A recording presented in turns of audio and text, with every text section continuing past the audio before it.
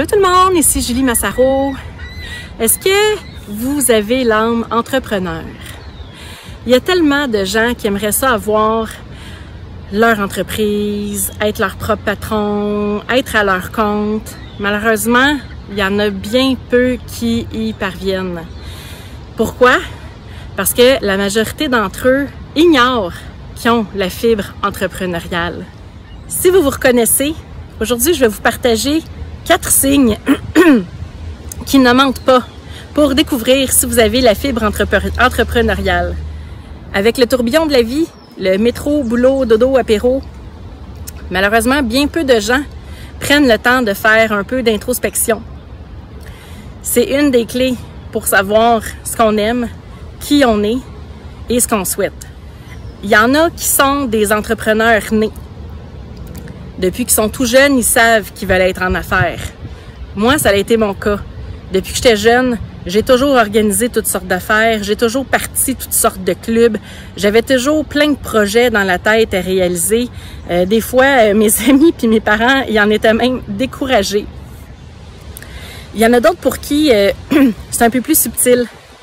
Saviez-vous que dans le magazine Forbes, ils ont déterminé que la majorité des entrepreneurs à succès étaient des gens qui ont démarré sur le tard et que leur succès était entre autres dû à leur expérience. Alors, si vous n'êtes pas encore en affaires et que vous avez plus de 30 ans, il y a des bonnes chances que vous soyez un entrepreneur à succès, que votre future entreprise devienne un succès. Alors, sans plus tarder, comment reconnaître 4 signes qui ne trompent pas pour savoir si vous avez la fibre entrepreneur? Premièrement, vous avez un grand besoin de liberté. Le 9 à 5, vous avez beaucoup de misère avec ça, d'être obligé de vous conformer à un horaire strict, de faire les choses selon quelqu'un d'autre, d'être obligé de vous sentir que vous quittez une journée de congé pour vous occuper de votre enfant qui est malade à la maison ou pour aller à un rendez-vous médical. Alors, le sentiment d'avoir un besoin de liberté, c'est le premier signe qui ne trompe pas. Le deuxième signe, vous êtes quelqu'un de très créatif.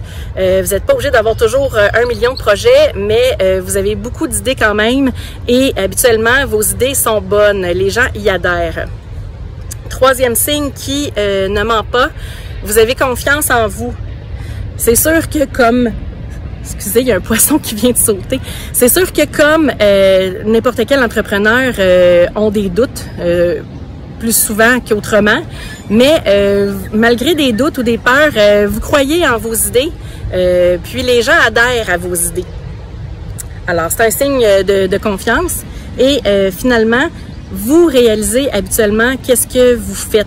Donc, si vous avez des projets ou des projets de vacances ou de voyage ou bref, peu importe, bien, habituellement, vous êtes capable de mener vos projets à terme et vous êtes capable de les réaliser. Alors ça, c'est un signe que vous faites qu'est-ce que vous dites.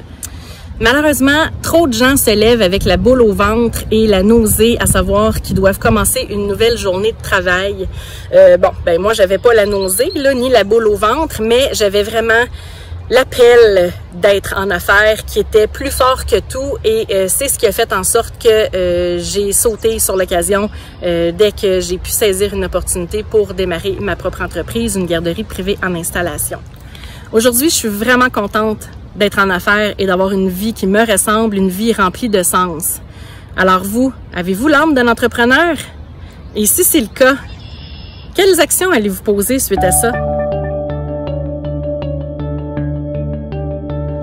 Si jamais vous avez trouvé de la valeur dans cette vidéo, n'hésitez pas à la partager à quelqu'un que vous aimez pour qui ça pourrait également résonner. Vous pouvez également écrire des commentaires ci-dessous, j'ai hâte de vous lire. C'est Julie Massaro qui vous dit merci et à bientôt. Bye!